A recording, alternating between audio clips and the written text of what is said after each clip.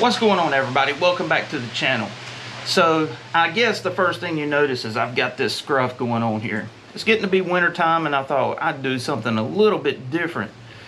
But let's get into the meat and potatoes of this video and what it's about. As you know, or you may have seen, that I sent Uncle Tony of Uncle Tony's Garage a care package a while back for Plan Z. And what it was some idle transfer slot jets that I had made for him, because when he was describing the problem to me over the phone, I knew pretty quickly what was going on and how to fix it. So today we're going to go over the hows and why you do certain things to these carburetors. And these things can be the difference between you having a successful experience with your hot rod and being faster with the next guy, or just giving up and going fuel injection. So even though we are working with carburetors, it can rival fuel injection performance, contrary to belief. But the carburetor is the epitome of an analog device. You just have to remember that you are the computer and you have ultimate control over how it delivers its fuel curve to the engine. So let's get started on this, and I hope you get something out of it.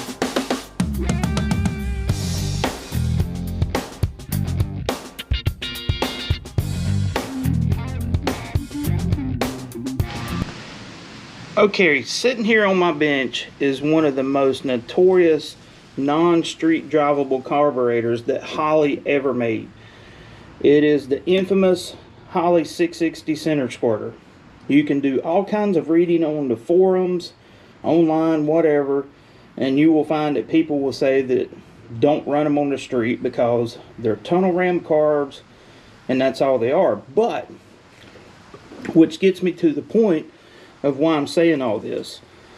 This Holley carburetor is basically the same as a 600 or 750 double pumper.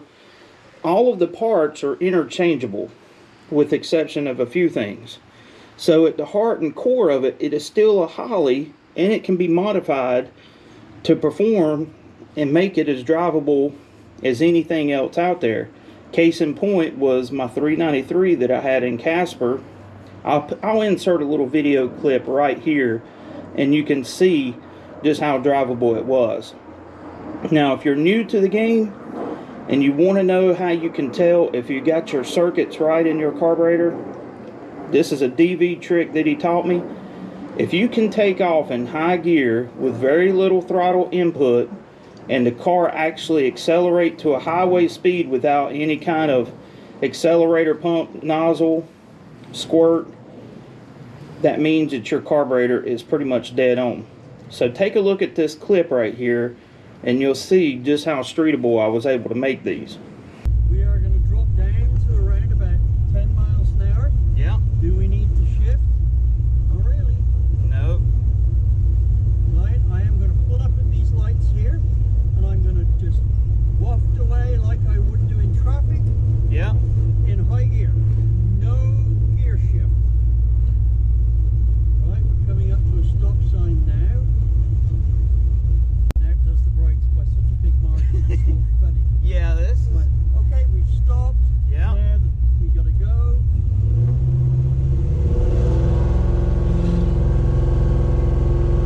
High gear. High gear, 2,500 RPM, and it pulls through with no hiccups, no bucking.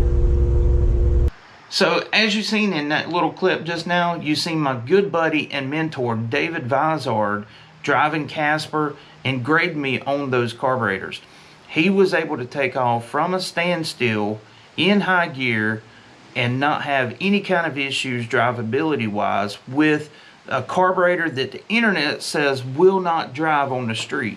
So it just goes to show that with a little time and effort you can make just about any setup work for you.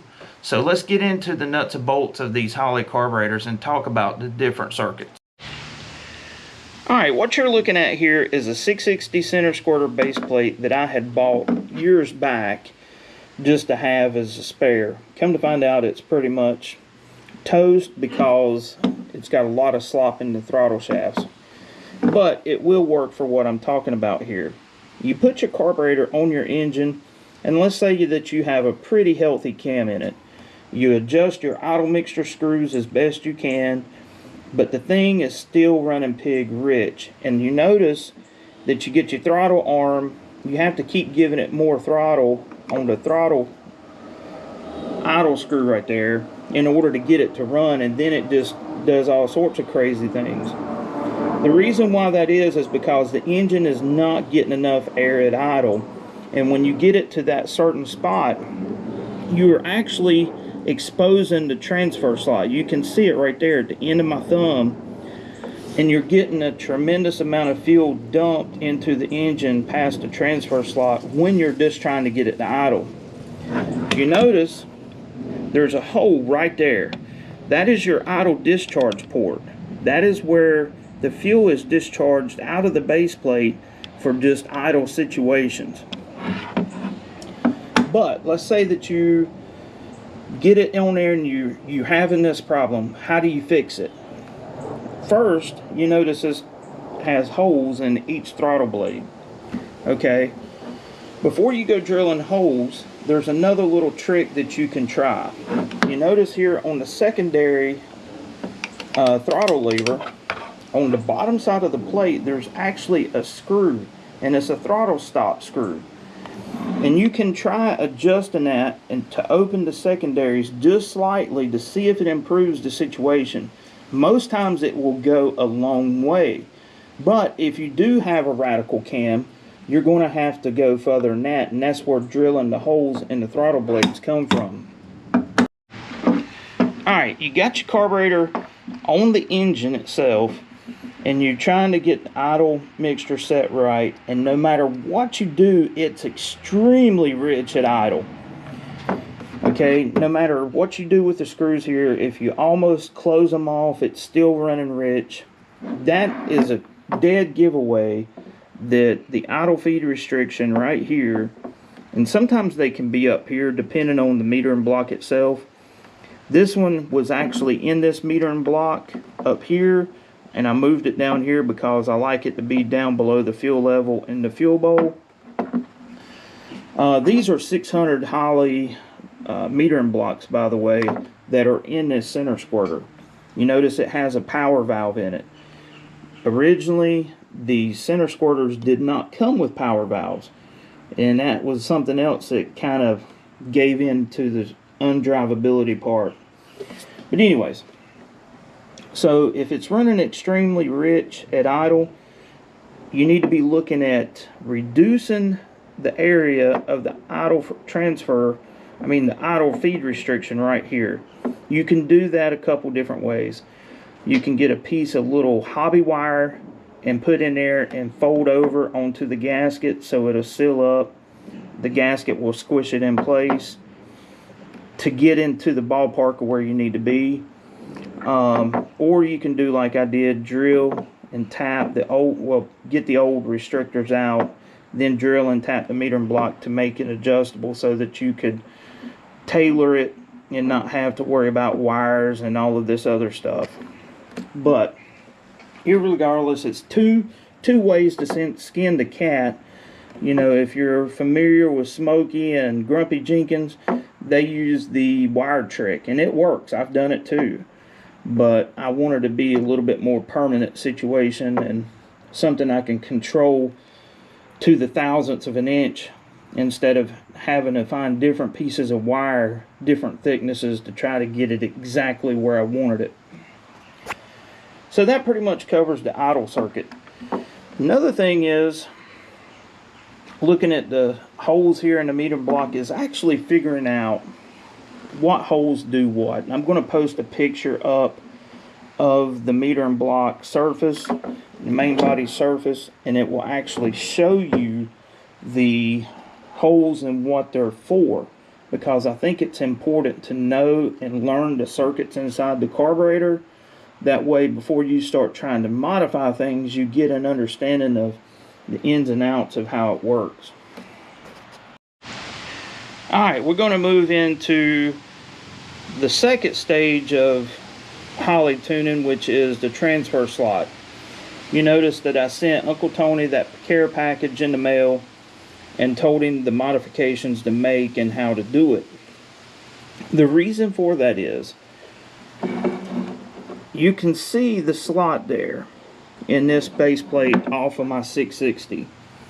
The problem is, when you buy a generic size carburetor and you put it on different size engines, say that 650 double pumper being put on a 225-inch engine, the fuel delivery is going to be totally different than if it was on a 400 cubic inch engine or a 350 or a big block or something along those lines.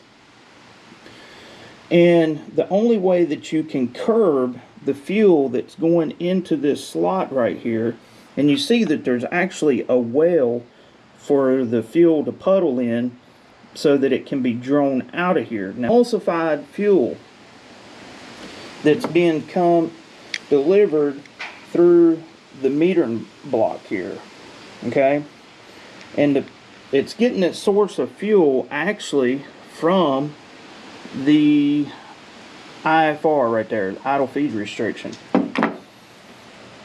So it gets its fuel from the idle feed restriction. So what do you do as far as tuning that? Because you can have a perfectly good idle mixture, and then as soon as you open that throttle blade up, it goes extremely rich. And this is where it gets into a trial and error situation. And I didn't really realize this until I had a wideband air fuel meter of what was going on. So, you know, when you put a carburetor on your engine, you get the mixture screw set right with the vacuum gauge, so on and so forth. But as soon as you crack that throttle open, it sounds like it's still on the cam. It's got a lumpy sound to it, and that's because it's extremely fat. It is extremely rich. And so the only way that I'm aware of there's two ways. You can either fill that slot up with epoxy of some sort and make it smaller, because the area of the slot itself, the width and the depth of it, is what controls the transfer slot fuel curve. And the problem becomes, if you buy a billet base plate,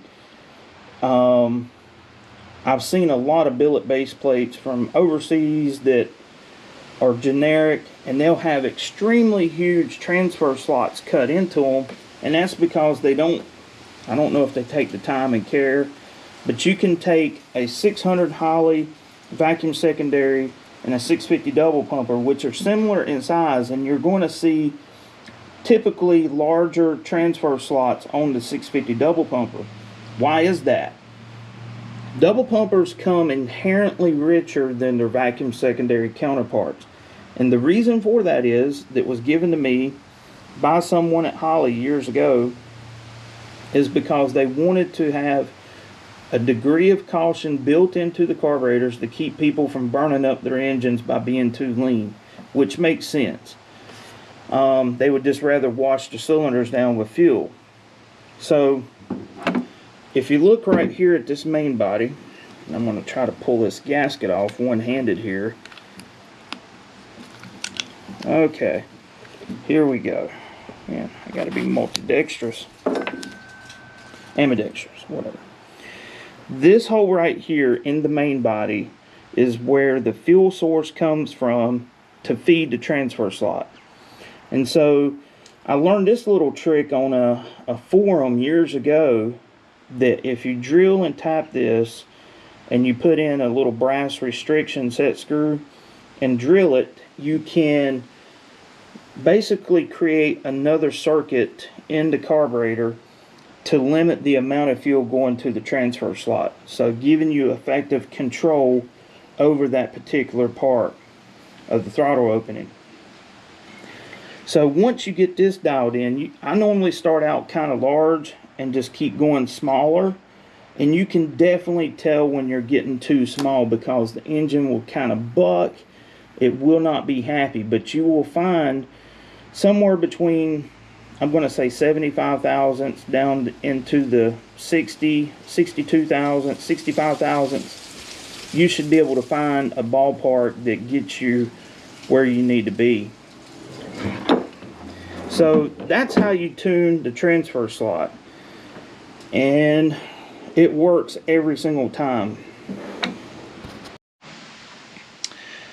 Okay, we're going to get into what I think is which is my favorite subject to talk about, and it's something that you will not find pretty much on videos on YouTube, and that's different boosters and how they relate to the performance of the vehicle that you're driving.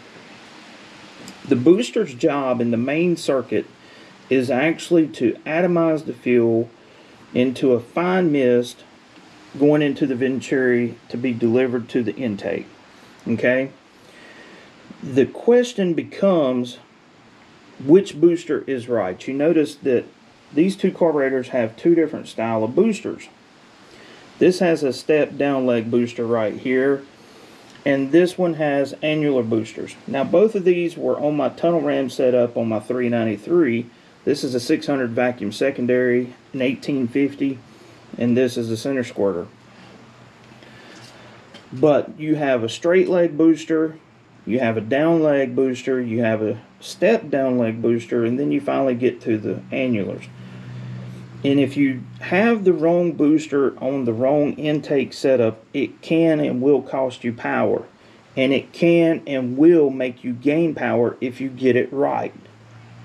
So what makes the right situation right for the booster?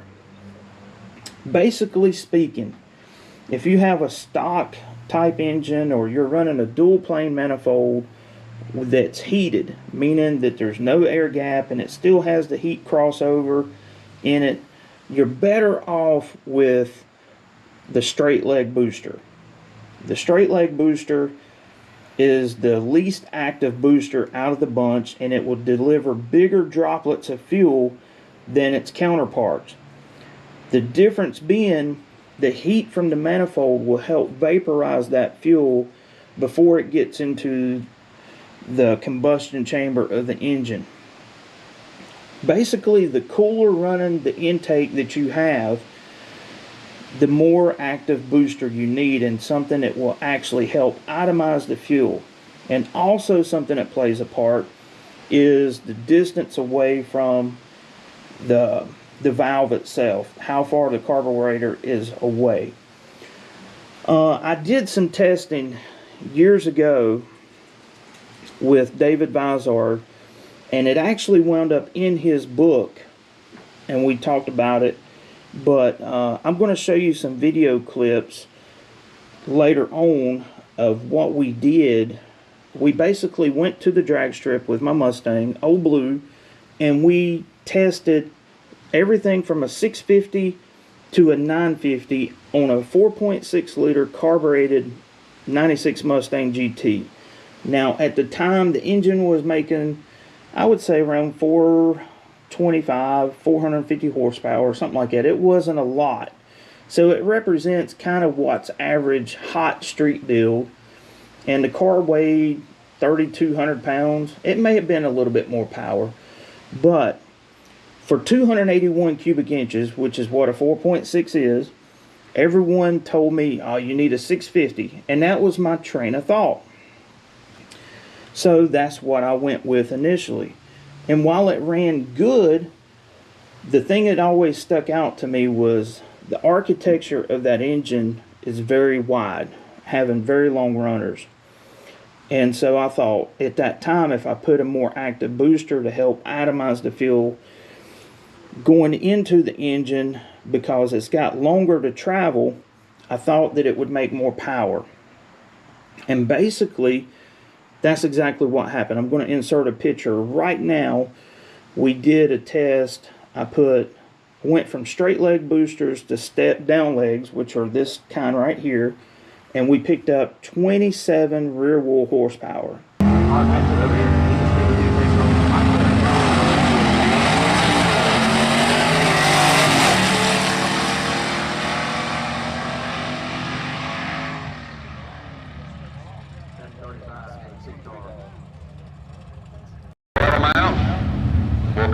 back as soon as we get a gambler's race started.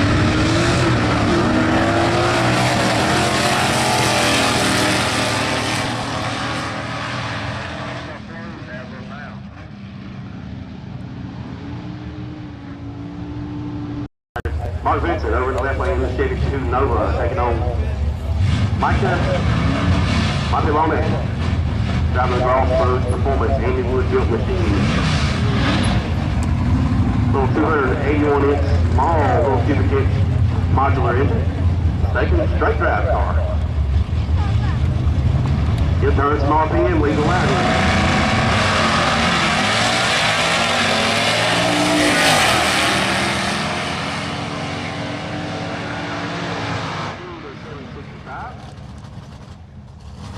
Another 5 minutes.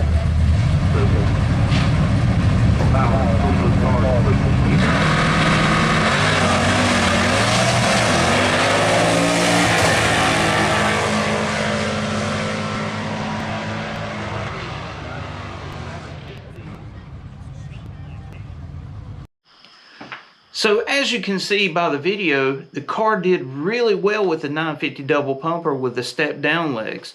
And that's because the fuel was being atomized properly and it was meeting the air demands of the engine.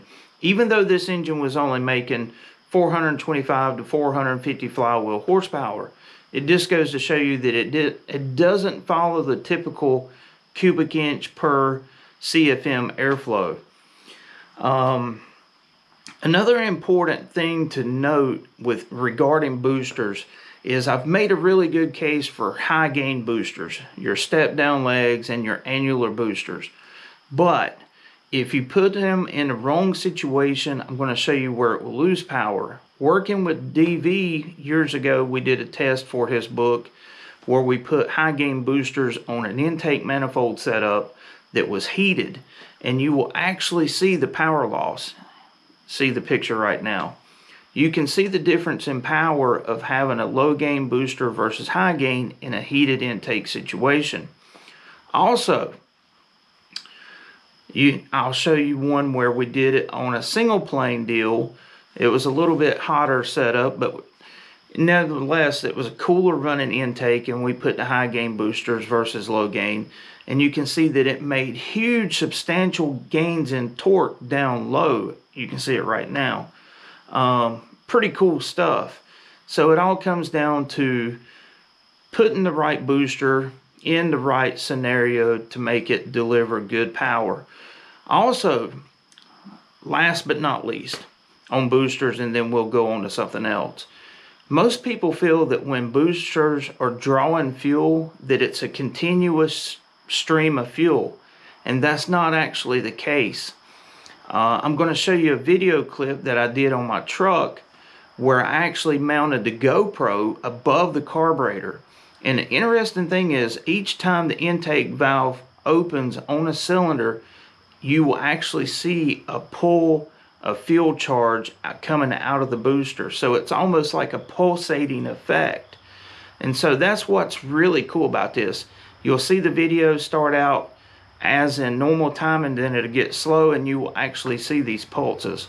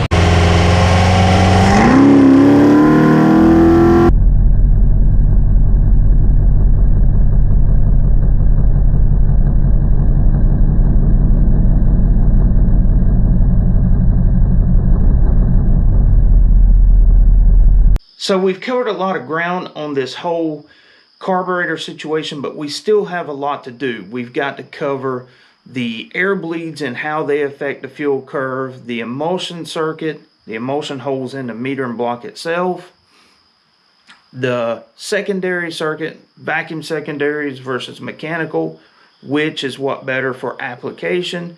And I'm going to tell you all about how to convert a 2-corner idle Holley over to a 4-corner idle so that you get best all-around performance if you got a pretty big cam. So if you like what I'm doing with the channel, don't forget to like, share, subscribe. I appreciate it very much. It goes a long way in helping me be able to do these videos. And until next time, this is Andy from Unity Motorsports Garage. I'll catch you later.